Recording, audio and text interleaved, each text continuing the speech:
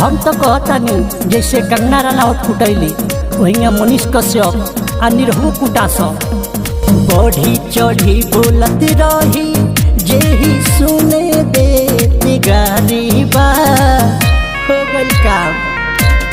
हाँ बढ़ी चढ़ी बोलत रही जेही सुने दे गारी बा कंगना रनावत पिटाइए गईली कंगना रनावत कुटाइए गईली अब निरहुआ के बारी बा कंगना रनावत पिटाइए गईली मनीष कश्यपवा के बारी बा कंगना रनावत कुटाइए। आपको ये बताता हूँ कि मुझे हराने वाला कोई पैदा नहीं हुआ क्योंकि मैं स्वतंत्र आदमी हूँ।